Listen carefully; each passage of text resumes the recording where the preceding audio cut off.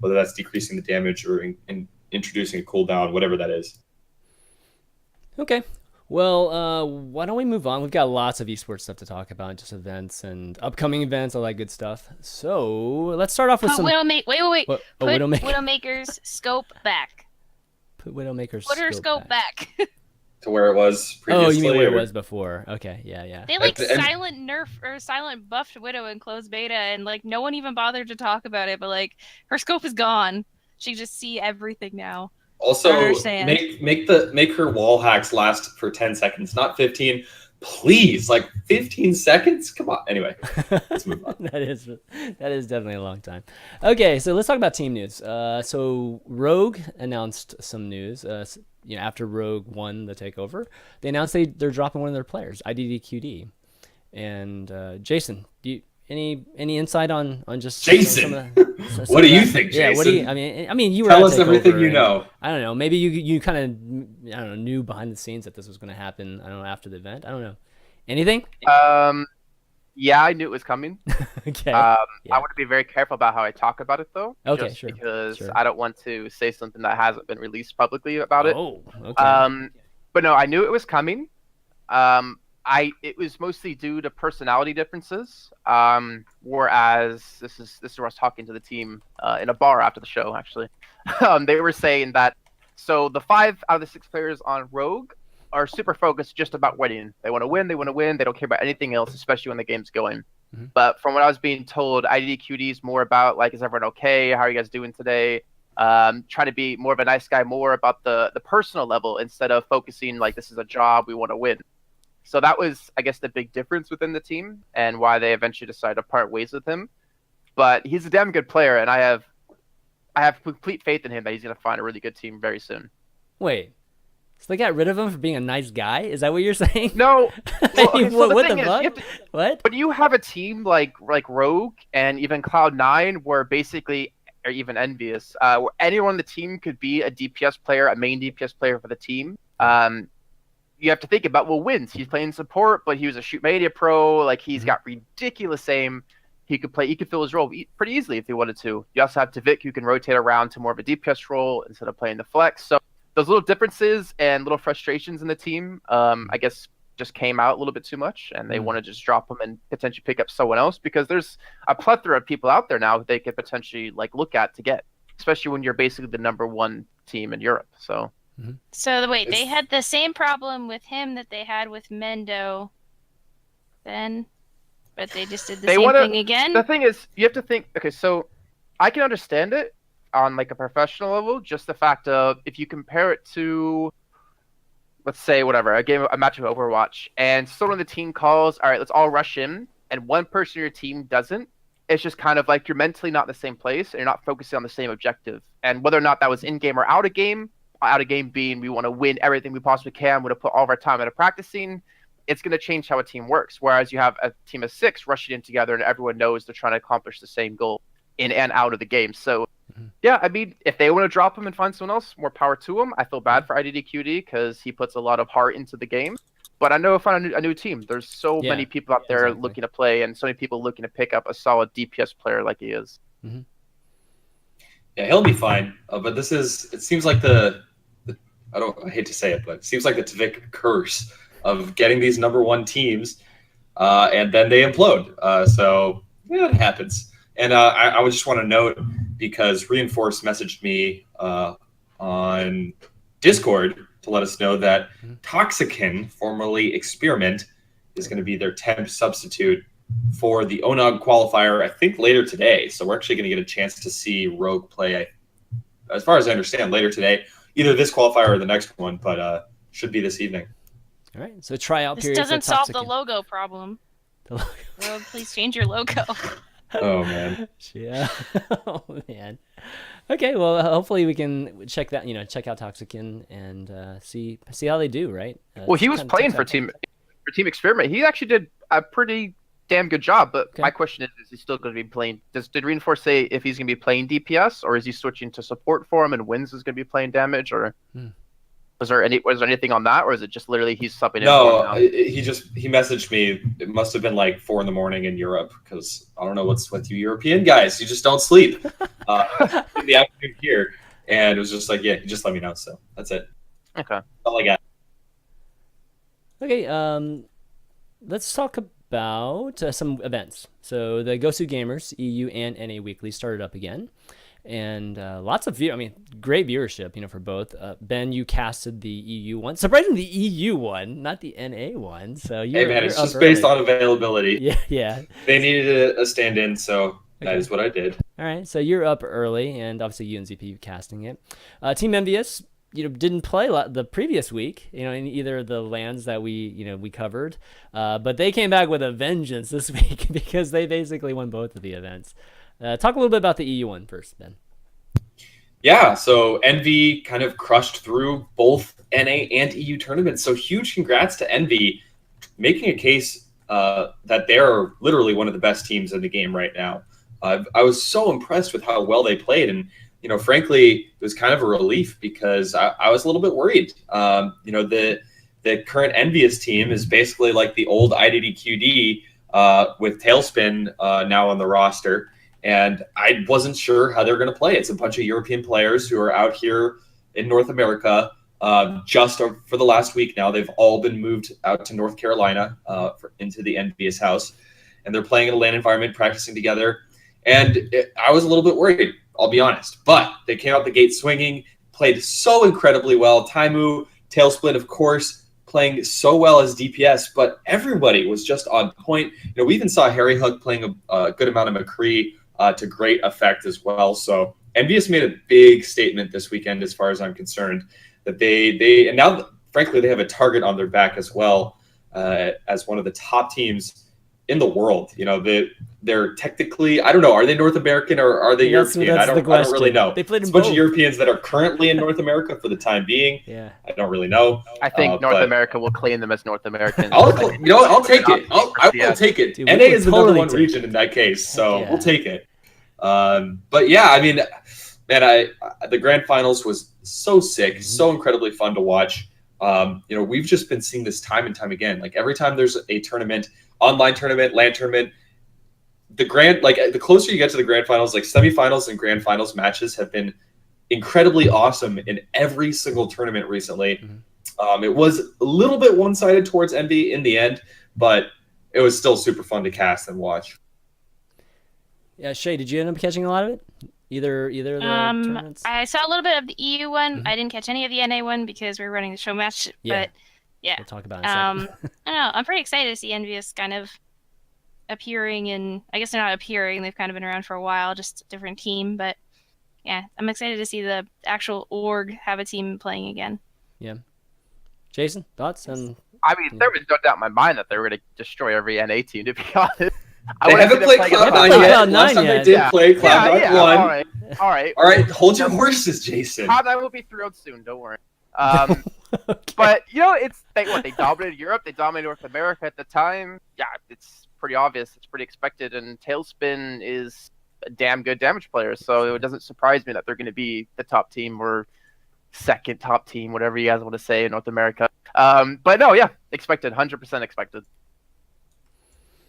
Okay. I would like their first game to have hero limits. And yeah, that's what I was going to bring up next. No, yeah, they were not the first tournament. No, not the first tournament. No, ESL ran the it. ESL was Get the out first of here. tournament. We ran You it were first. screaming at me. I was like, excuse me. Because I knew this was going to happen. We ran it, and Europeans gosh. loved it, but North Americans didn't want it when we ran these tournaments. And Yeah. then we were told to not run hero limits anymore, so we stopped running hero limits, and then now people are going back to hero limits. So it's like, what? It's All just right, because I so- don't like seeing two Winstons every game. I'd rather see like C9 versus Envious without two Winstons. But exact same comps. I mean, That's- at least that's it's not the two issue. Winstons. That's You're going the to get issue. exact same Yeah. comps in Yeah. either one, though. That's the thing. It's not going to be like, oh, it's a different comp because it's one hero limit. It's, oh, there's only 21 heroes in the game, and not all of them are viable, so... Yeah, this is just something that will work itself out once we get more and more characters in this game. But for me, I feel like I've been kind of jumping back and forth with just my feelings on this. But at this point, I'm not a proponent of single hero limit. I'd rather just see, just the different comps that we can see with the different. We do see similar ones with the Winstons and the McCrees and everything right now, but I don't know. We've seen some cool changes. We've seen some cool just double heroes that are switching to mid game and things like that. That in the recent tournaments at the LANs and things that I thought just made a better argument for doing just not single hero limits. Thoughts, Ben? Frankly, this might be disappointing to you guys. I guess I'm on a talk show, so I should have really strong opinions, but the games have been good with hero limits and they've been good without hero limits. Mm-hmm. I can't say with any certainty that they've been really more exciting or fun with hero limits. We've had just as good games without them, in my opinion. Obviously, everyone sees things differently. I don't love watching double Winston. I kind of want to see Winston nerfed a little bit, especially his ultimate. But if he's balanced properly, then I don't mind Winston at all. I don't even mind double Winston if it's not crazy OP and people can counter it. So, frankly, like for me, the verdict is still in progress. We haven't come to a final decision yet over in my camp, and both ways are fun, both ways are good. Like, look, it's a good game. It's good either. So I have a dramatic approach. I have it's a good not even analogy just the for double Winston for me, though. It's like the double Winston, the 5 Tracer, 1 Lucio, like on Koth. It's not fun. I can't speak from a team competitive perspective, obviously, but from a spectator person, like I'm watching the games, I'm like paying attention to what's going on comp-wise, and that's not fun to watch. It's not fun for me to sit there and watch 5 Tracers, 1 Lucio run around a Koth map just trying to buzz around like mosquitoes. It's just... Well, okay, so it's one of these things where as a spectator, I agree with you if it became like just the norm and every single team was doing that. But whenever it just like suddenly, somebody breaks it out just for, a round or something like that, that's kind of hype. I mean, the casters go nuts about it, and I think the viewers kind of go, wow, this is cool, that sort of bit. So there's there's definitely value in either sides there. It's just, if it does become standard, that's when it becomes a little bit more painful to watch. One thing for single hero limits that I'll throw out is that the fact that you can characterize players on the team to a role, and have players be, like recognized for being good as, DPS or support or defensive, whatever, sniper, whatever it is, right? I think that's good from the standpoint of like storylines and things like that. People casters, writers, whatever, can really highlight these players. So, I mean, that's my main argument for single hero limit. But again, I feel like all this stuff will be worked out. Once we have like 100 characters, I don't think we'll see that many doubles like all over the place. 100. I don't know, like 100. Let's just say 100 characters. Like 15 years from now. Yeah. League of Legends now, boys. I'm just exaggerating, but you know what I mean. I mean, when you we just get triggered more... 1,500 people, Jason.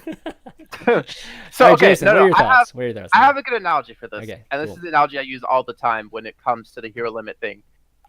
Think of Counter-Strike Global Offensive, right? I casted that, obviously about how to cast it and like what happens, but you see a team set up a certain way to attack a bomb site, you instantly know before they go for the attack what they're going to do. It's the same thing with no hero limits. Mm-hmm. And with hero limits, you can't see it right now, but with no hero limits, you see a Winston or a double Winston, you know what they're going to do. They're going to jump into the back line and they're going to work whatever their magic. And it's on the defending team to kind of adapt to what's coming their way. So I like the whole idea of seeing certain teams playing certain comps or teams that are known for certain comps.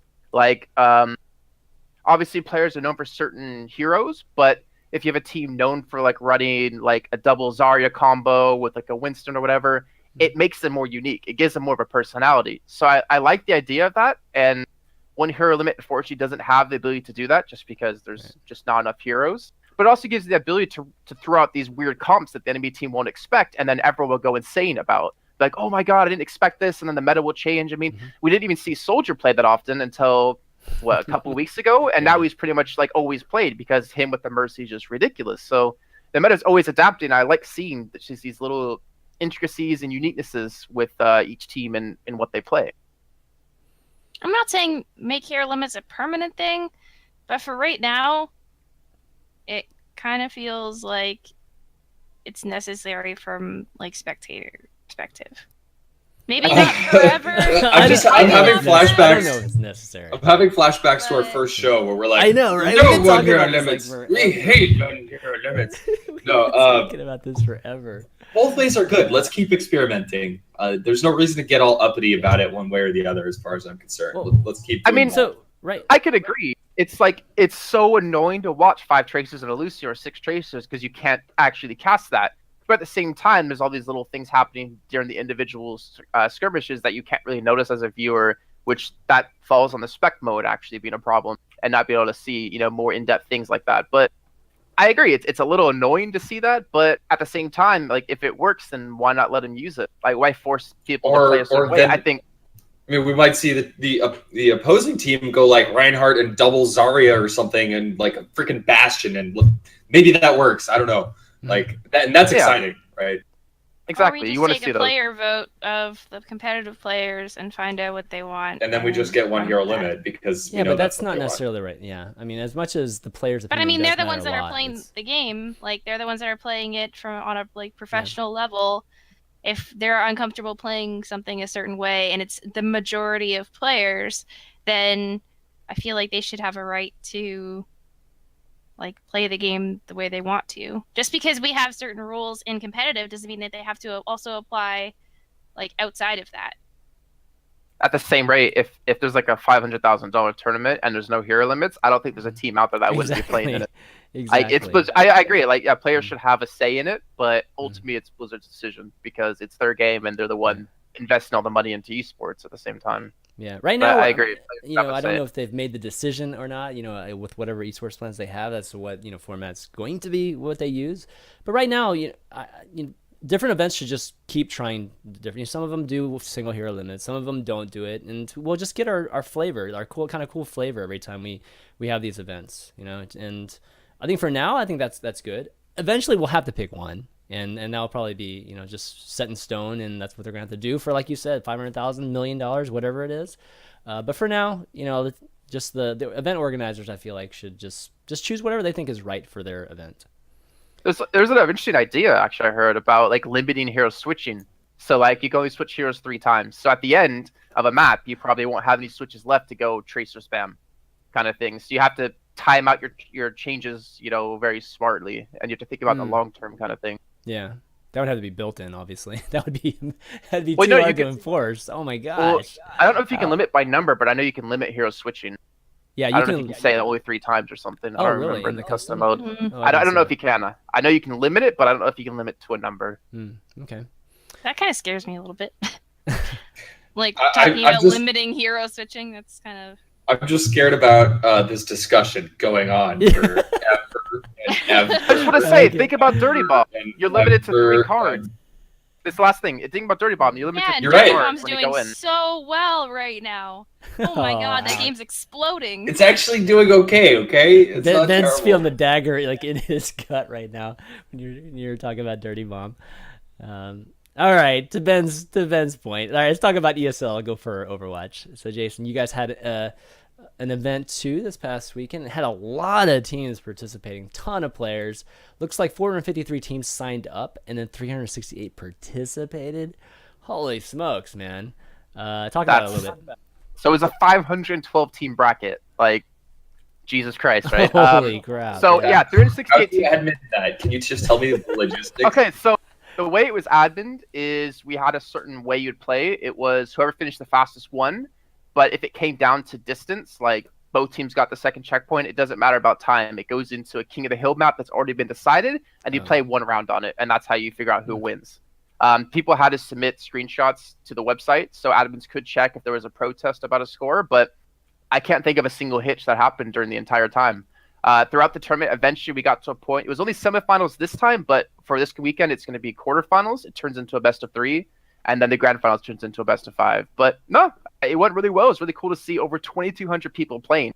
Like 2,000 people spending their Sunday playing Overwatch. That's incredible. competitively. That I mean, is nuts.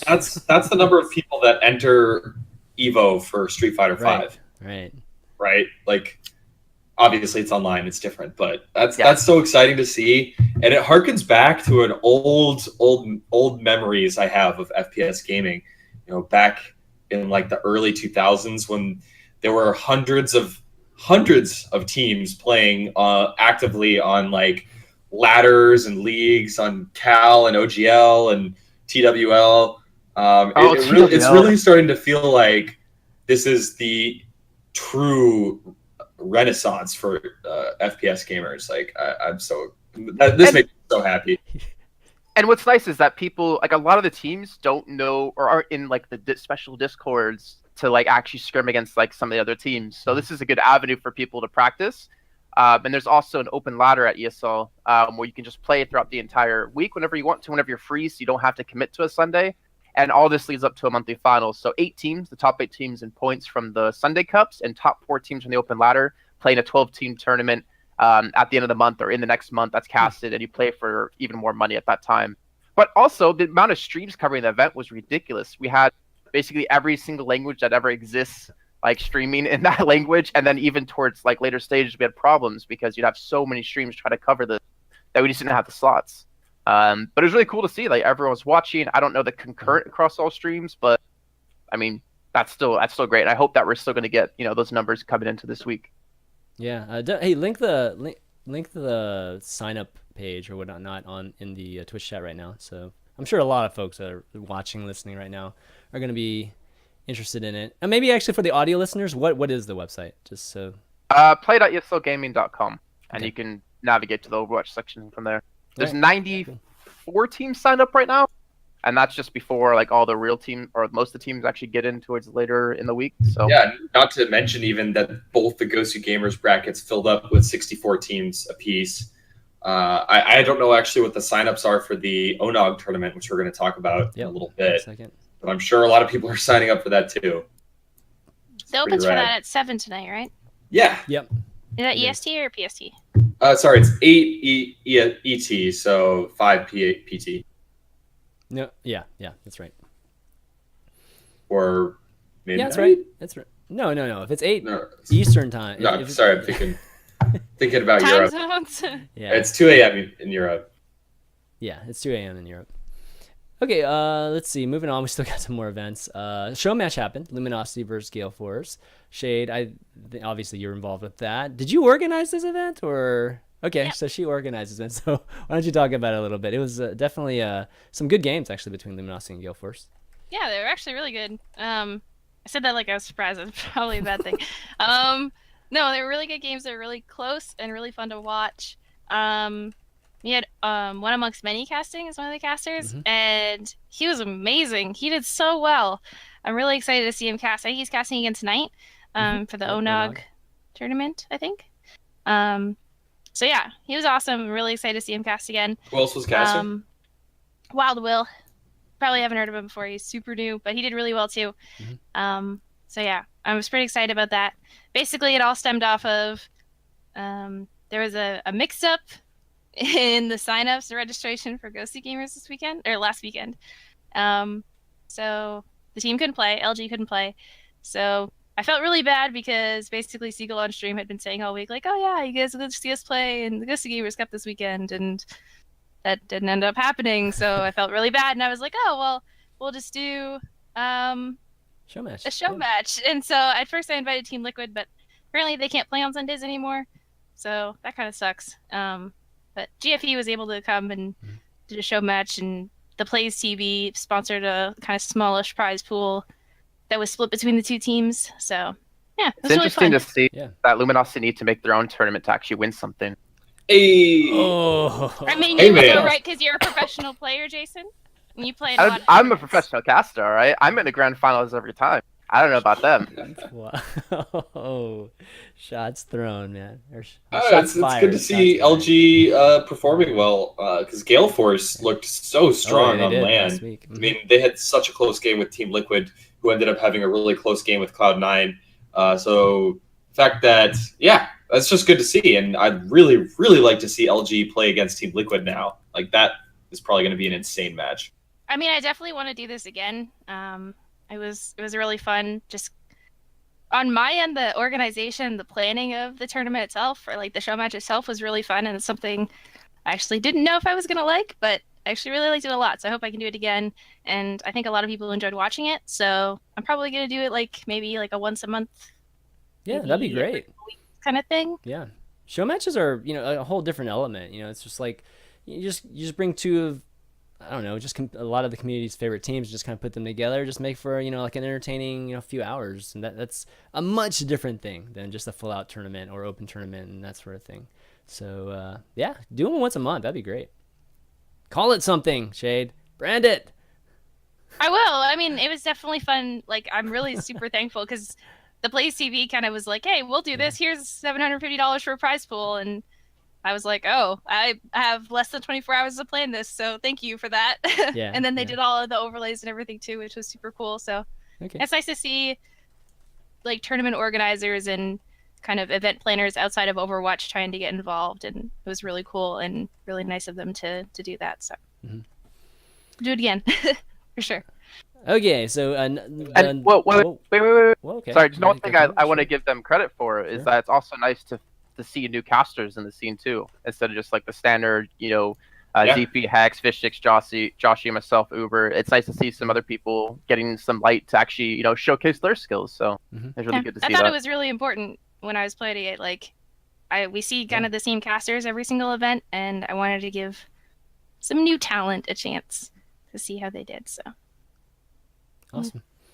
Okay, Onog. So we've been talking a little bit about Onog here and there leading up to this, but they have their second event, which it's called, it's not the Onog Invitational, it's Onog Operation Breakout.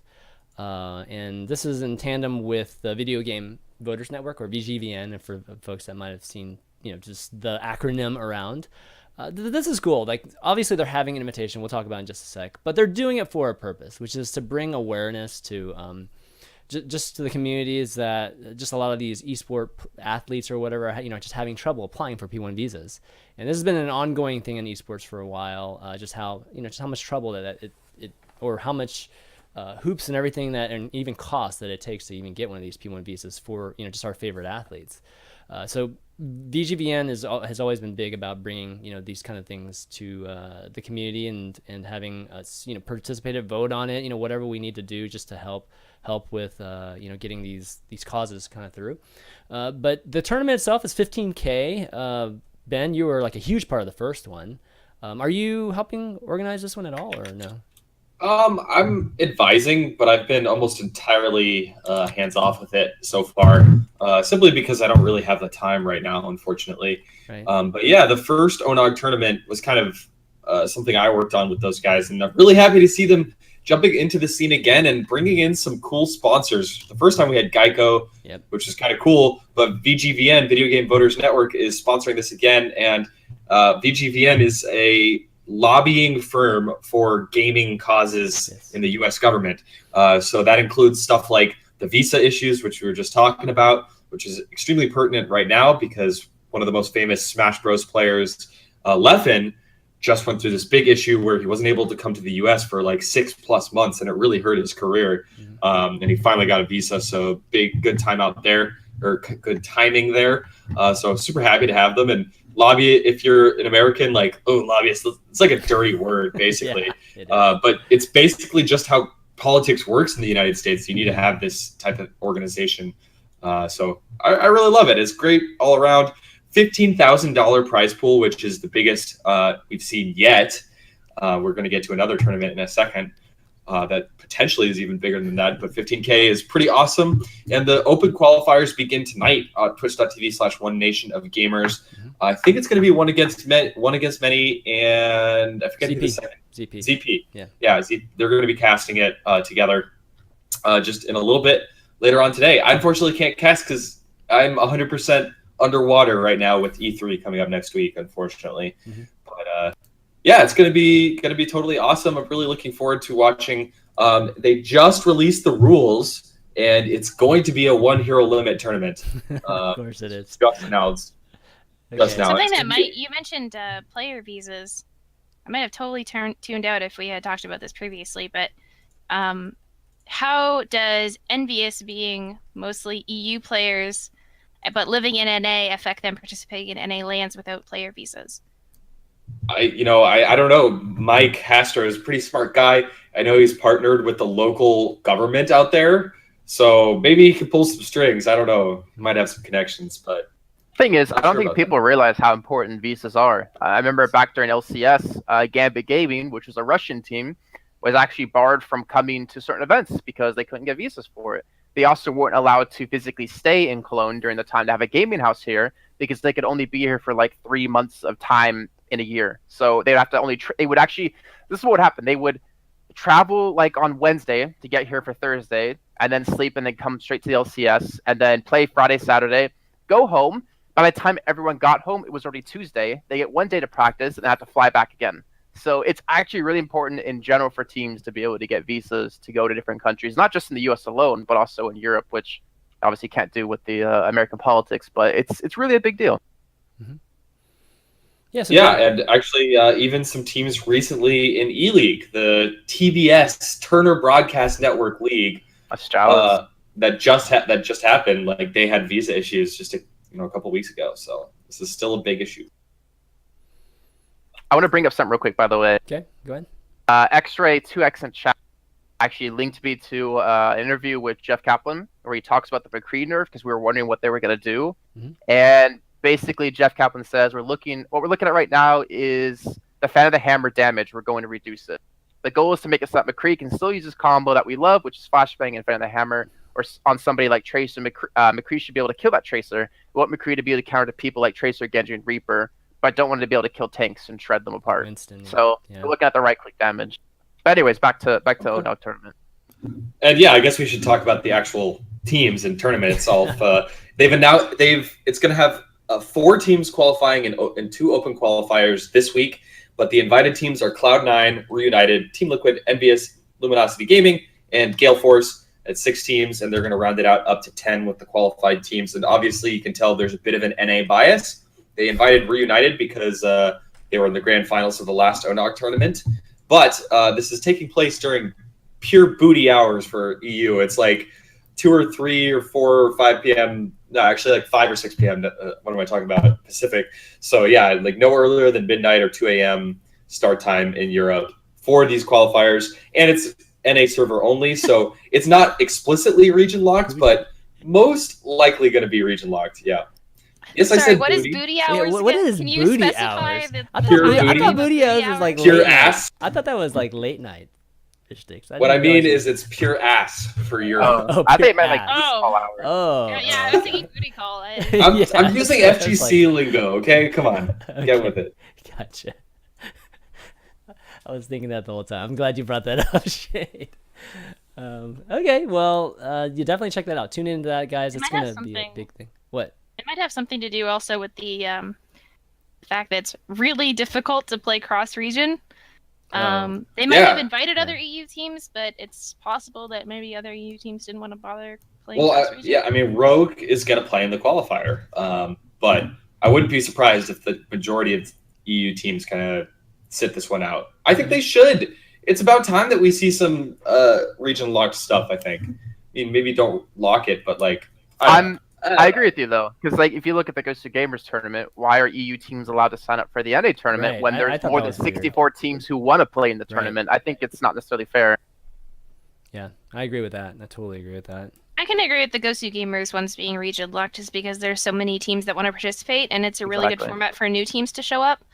But the bigger ones like this and like the Josh OG tournament coming up, I think they probably shouldn't region lock those just because it probably would end up just being NA region locked, I think, more than anything. Okay. All right, so we got one more event to talk about. So we talked about the 15K being announced, but we have a tournament that could be 25K, which is the OG Overwatch Invitational. Just let me bring it up real quick. Okay. Yeah, this is my favorite nothing there. This is my favorite landing page for a tournament ever, with literally no information at all. Like, I love you guys. The more tournaments, the better. But why did you even announce this? Like, there's literally nothing. Like, no one can sign up. No one. Dude, this is esports. Announcement to an announcement is always good, man. It's always. Thing is, where's the money coming from, though? Is this all out of his pocket? Yeah, Josh OG, he's talking about, obviously, That right? Twitch money, man. That Twitch Fishstix. What You was mean that? What was that? CS:GO skins? Yeah, I can sell all the CS:GO. What? What Fishstix? What do you got? No, I got nothing for you, Jason. got Nothing at all. Okay, all right. Okay, so well, anyways, another Overwatch tournament to check out. Looks like it's gonna be the 25th or 26th, 8 hours, I guess, each day, and this is the largest prize pool we've seen. So 25,000, pretty nice, pretty nice. Luminosity gonna play in this one, Shayed. If Yeah, we yes? just got our invite today. Oh, did you? Okay, awesome. Let's get them all. Let's Like get all the 25 big minutes teams. ago while we were doing the show. So you probably have the information. I like, can you know, probably- when it I probably is- have a team list actually. Give me one sec. Ooh. Well, we don't want to. Yeah, we don't want to mess up anybody's announcement if they want to do that. So, yeah, don't share us the team team list, please. Okay, Please. fine. But let's try to get all the best teams in on a big tournament and I mean, the fact Yeah. is, duke though, it out, baby. it's not necessarily about like, oh, he's running it and there's no information. It's that players can potentially look at being like actually using this as a living if they're winning tournaments. Like going from Yes. people who like Reunited who have been playing competitively for like 5-6 years and not been able to actually make a living off of it, looking at tournaments like this, and if they happen this often, are like, hey, I can actually make a living. I don't need to keep working my job at McDonald's. I don't know if they do, and actually just focus on it, and that's actually a good sign. I mean, yeah, there's a ton of tournaments, but it's good that there's so much money going into the esports ecosystem for Overwatch. Yeah, absolutely. Okay, well, I think that's all we got for at least the topics that We only have 10 minutes for questions. 10 minutes for questions. Hey, at least we have time for questions, man. It's all good. So let's check Finally. out. You see anything in chat? You guys can ask questions in the chat too. I'll look Yeah, on Twitter here. let us know. We're at your disposal. What do you think about the esports scene? Comments, questions, tweet them at us and let us know in the Twitch chat. We're happy to review those and get back to you guys. All right, so looking around here. Okay, everybody was just looking on Twitter. You can tweet them to @ChanManV too, and I'll see those very, very quickly. How far? Why are you so handsome, Fishstix? That's a good question. Is Shade May questions don't count. All right, a bunch of people are asking us to talk about hitboxes. Okay, yeah, that's a good one. Jason, what do you think? Did you see Thanks, the video? Fishstix, for throwing me into that. I mean, you're Let's You're talk like a about good that. player, What do you right? have to do? like you're such a good player. I mean, you'd have really good insight on this one. I saw. You're a I saw professional caster, Jason. What's your opinion on this? well, my opinion is something I saw earlier today with the counter to that, like the response to it about hitboxes being a little bit wonky. Everyone's really used to these realistic first-person shooters like Counter-Strike, Call of Duty, Battlefield, where hitboxes need to be perfect. This is more of like a Quake, Unreal Tournament kind of game where hitboxes are a little bit more loose, but you have to play around that. I agree at some points it's a little bit like Zenyatta being able to be shot from basically anywhere as long as he's just like near him. Maybe some minor tweaks, yes, but in general, it's not a realistic first-person shooter. I think maybe the tick rate needs to be more addressed than hitboxes at the moment. Okay. Okay. I don't. I mean, honestly, I don't really know what to say on this topic. What can we say? I mean, yeah, it does kind of feel a little bullshitty to be able to hit people when you can't even see them, but at the same time, I haven't felt like it hurts the gameplay too much personally. I don't know. I don't know what to say on this one. Oh, Shayed, you play probably more than any of us, Shayed. What do you think? I don't really like tiny hitboxes for one. Like Widow being super hard to hit with anything or Tracer. Yeah. It kind both of of them have a bothers me really big hitbox. a You know little what I mean? bit. Yeah. Jeez. Baby Diva, like holy shit, how do you hit Baby Diva ever? How do you kill Baby Diva with anything? Yeah, I don't know. I just like it's hard to hit tiny things. What frustrates me more though is when I'm ice screen, I'm like around a corner, but on the or like I do a Genji dash or something, and on their screen I didn't even do it. That's what annoys me more about than hitboxes, and I think that actually is a big needs to actually be addressed for like real competitive play. Those actually are game changing. Okay, that kind of leads to another question that was asked, which has to do with the high tick rate. And I'm actually just looking on Reddit, right? There's actually something on the front page. It's the most helpful thing someone could do is concerned with netcode is play with the actual custom setting, with the 60 the 60 tick, and provide feedback. So Jeff Kaplan. Well, quoted it's him saying impossible that, right so. now because 60 tick servers or 60 hertz servers are bugged. You can't actually start a game. Oh, you can't even start a game? Oh my gosh. No, it'll just send you back to the lobby, and then you can't hit the start button ever again after that. Okay, well, if so we can't even play them, then how are we supposed to get feedback on it, right? I don't know. Did you guys know about this? Jason, have you tried doing a our 60 tick? ESL tournaments aren't 60 hertz or 20 at the moment. Because you can't maybe play that 60 yeah, hertz or 20 hertz. it's actually broken as hell right now. So Okay. Well, Jeff, Blizzard is aware, guys. yeah, Blizzard okay, knows. Yeah, fix that first. And then... I mean, it'll be interesting to see though how it works when it actually does, and it'll be interesting to see if their competitive mode that they're reworking for this month will be 60 or 20. I would assume it'd be 60. Like you look at Counter-Strike, they have private servers 128, and then community servers are 64. There was a post about that in closed beta. When they initially announced the 60 hertz servers, they specifically mentioned that it was only going to be for custom games for a very, very long time. That they weren't going to be introducing it into competitive mode. Yes, we all want it. It does definitely need some work, and Blizzard is aware. Yeah, absolutely. Okay, maybe one or two more questions, and we'll call it. Okay, so here's a question about, I guess, the platforms, right? Like, I think it's clear that they're going to be balancing the game on the different platforms differently. So are we going to see a competitive scene that's going to be on Xbox and PS4 versus PC? What do you guys think? And it just depends on how well those games sell. If they sell millions of copies, then yeah, of course there will be. Those guys want to play too. If it'll ever be even remotely as close to big as PC, I highly, highly doubt it. But I wouldn't be surprised if we do see a scene emerge. It'd be cool to have, like, I don't know. I'm just an Evo fanboy. I come back to Evo, but it'd be cool to have like a freaking console tournament at a huge fighting game event or something. Like, that'd be pretty rad.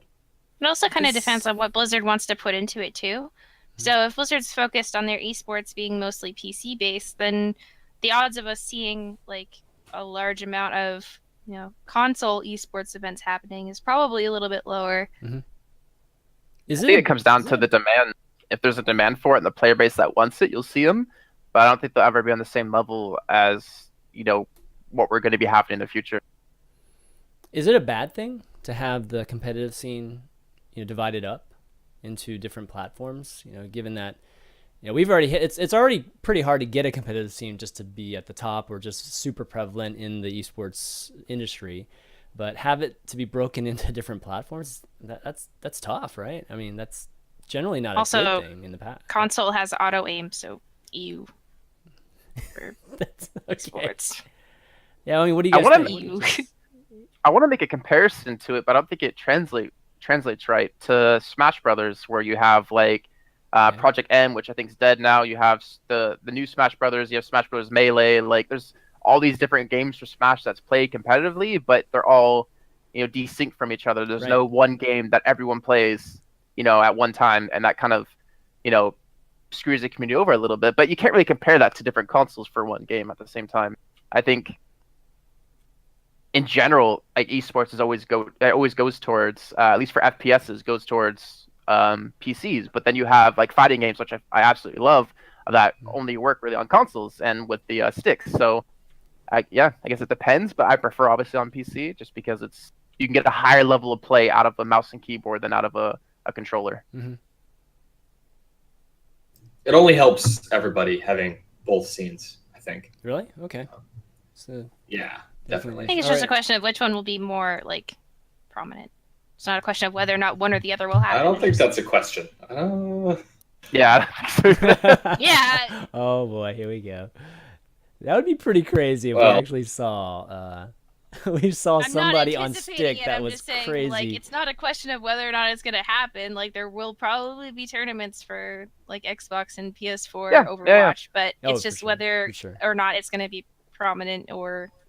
I can relate that to Evolve, the game Evolve. If any of you guys remember that. I don't want to talk about Evolve. So triggered. We did more events on console than we did on PC. They actually had, I think it was $100,000 tournament that had its finals in Poland. Yeah, That was I on remember PlayStation 4. Mhm. So, I mean, there'll be tournaments, yes. Will they be as big as PC? No.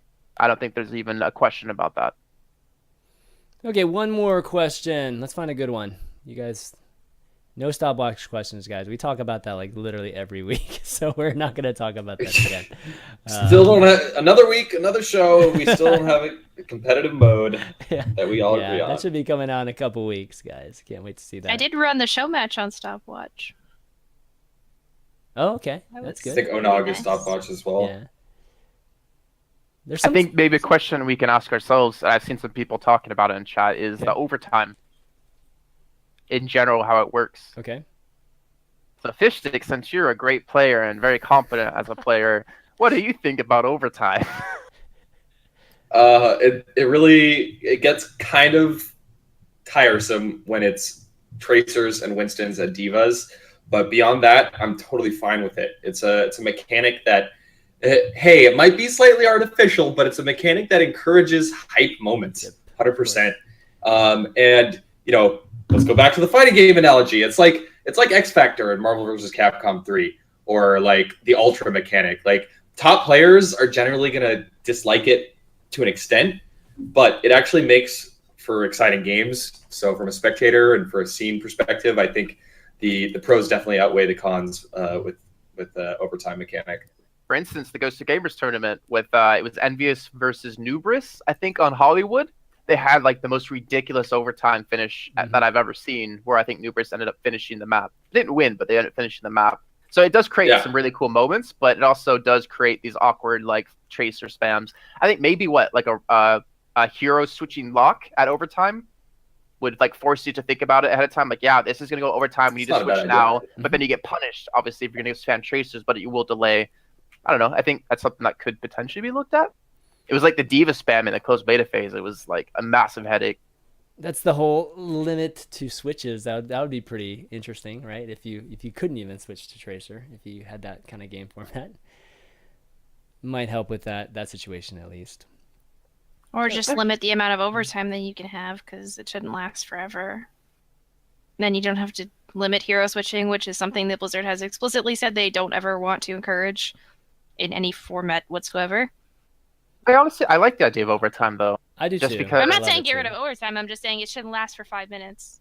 Well, there's a Where inherent enrage timer in it, right? Like the longer it goes on, the quicker it ticks down if you're not actually on the payload or something. I mean, yeah. I didn't realize that if that's the case. Yeah. Okay. If it goes on way too long, then the overtime ticks really quick down. Right. But that's at like the 2-minute overtime kind of thing. It's like their built-in way of just ending, like not having it last forever, like crazy scenario. Okay, cool. Yeah, generally speaking, I'm not in favor of a limited overtime. I do like the fact when extra 2 minutes, it's just crazy excitement when people. It's just a different dynamic too. Whenever you're casting it, like just that. It's a bitch to cast. Is to it? cast. Okay. Yes, it is. Is it? You don't know when the end is. Like you could be at height for 3 minutes and not realize that's going to be what's going to happen. So it depends. Like it's super hype at some points, but it's also super boring at some points because you already know what's going to happen. It's very tricky as a caster because you don't want to stay excited hype for 3 minutes straight. Have the game like end in a really crappy way. Yeah. All right. Well, Fair thanks enough. for the questions, everybody. It's always great getting a chance to have you guys interact with us on the show. We're going to wrap up, but before we do, I want to give just to let everybody know that's watching the show or our more audio podcast listeners, just on their phones, iPhones or Android phones. The overview is actually available on iTunes and on Google Podcasts, as well as a bunch of the other aggregators like Stitcher and Pocket Cast and stuff. So definitely check that out. Subscribe there if you like to listen to audio podcasts on the way to work or whatnot. And just want to give a big shout out to some of the folks that have left ratings and reviews. Baker Team, Sam, FedEx, Adam Green. Thanks so much for doing that. And if you want to support the show, you can just leave a rating, leave a review, a good one. Only if you like the show. Just leave one of those ratings. That helps the show quite a bit, in terms of people finding discovering the show and all that good stuff. So yeah, thanks to those folks for doing that. Okay, well, why don't we wrap up? Do some shout outs. Jason, you want to start us off? He's put me on the spot, man. What, dude? Just going. You see his eyes right there? It's like They are about One the of same those size oh as shit his moments. nose. How are Whoa. shout outs, dude? Come on, man, really. Uh-oh, he's getting his list out. Holy crap. Like, getting ready my and list, shit, what? man. What is this? No. God. Just trying to be professional. Shout outs to again ESL for letting me work on Overwatch. Shout outs to ChanManV for doing the show. Shout out to my As mom well and as dad for always supporting me. And I think that's it. Shout out to Luminosity for always losing tournaments to make so I always have something to make Shayed mad. But I love you, Siegel. That's it. That's a good get follow-up. out of here. I forgot to show something. Oh, dang it. I forgot to How show about something. shout outs to Siegel for giving us that host? I did. I Yeah, said, but I love big you, shout out Siegel. for that. Yeah, Yeah. big shout out for Siegel for giving us the host. I'll wait for my shout outs before I do something. But okay, cool. Shayed, shout Pen's outs. broken. Yeah, shout out to you guys for being here every week. I love doing this show with you, Jason. You have to deal with me more now. I don't even- Mhm, yeah. I mean, as much as we like mhm. banter back and forth with each other, I do love hanging out with you. So ruin the illusion I that wish we it hate went each both other ways. there. Okay, whatever, buddy. Shout out to my stream. I see a bunch of my viewers and subs and stuff in chat all the time when we do these, and I love them for supporting me. So thank you guys for that. And everything with LG, the team, and the org in general. Awesome. Okay, Fishstix. Just taking a quick look at some of the teams signed up for the One Nation of Gamers qualifier, and it actually does look like we have a couple EU teams. You got Northern Gaming Blue and Northern Gaming Red. You got OW Kings. You got Rogue. Nubris is playing. Clutch is playing. And Anox is playing the Cypher and Cooler team. And a lot of good teams actually playing tonight. So it begins at 5 p.m. Pacific, 8 p.m. Eastern on twitch.tv/One Nation of Gamers. Go give them a follow. Go check it out. We already went over this, Jason. I had to count how many We hours already went over this. that was for me. But yeah, go subscribe to the competitive Overwatch subreddit. Yeah. Try to make that thing active and post. We're posting things about tournaments coming up this weekend, tournament VODs after the weekend is over. A lot of folks have been making guides from all kinds of different people right now. Like, guides are coming out from different characters, different maps, different metas. There's a lot of meta discussion, among many other things going on the subreddit. So make sure to give that subreddit a look and a subscribe if you so please to do so. And that'll be it for me. You can follow me at Fishstix on Twitter, and we'll see you next week. Actually, you won't, because I'll be at E3. Shit. You're gonna be at E3 all week. Oh no. Yeah, Okay. it's right, all we're week, gonna have man. to- So it's gonna be three I'm out of the us. show. Three My of bad. us, and we'll grab a player probably. But yeah, definitely, this is a great time to do guides, guys. So like exactly what Yeah, Ben seriously. said. This is Even if you're not perfect good, time. like, people exactly. still think you're The good. casual guides and YouTube videos, those are great too, man. People like to just relate to folks and stuff. Okay, so before I do my shout outs, I did want to show this. This is like the best thing I've seen all day, and Shayed actually linked it to me from the Discord. I mean, come on, guys. I mean, this is. I can't look Are these doppelgangers or what? I mean, are these brothers or what? Those of you don't know who the guy on the left is, it's Ed Sheeran. So yes, Ed Sheeran looks like Siegel. I mean, that's right. It's not the other way around. It's so pretty cool. That was I pretty can't funny. believe you like that on stream. What? There's nothing wrong Oh with my that. god. That's awesome. I'm in so much trouble right now. You have no idea. Why? I know, but Oh big my shout God. out to Siegel for hosting the show. Really, really appreciate it. It just helps more folks know about the show. So big love to Brandon. But I want to thank the three of you guys for doing the show with me. It's always a lot of fun. Jason, welcome to the show. It's we've done a couple episodes before, so having you more regularly part of this show is only going to add to the show, and it's going to be a lot of fun every week. What? Yeah, screw Stir. I gotta fill his shoes. Stir.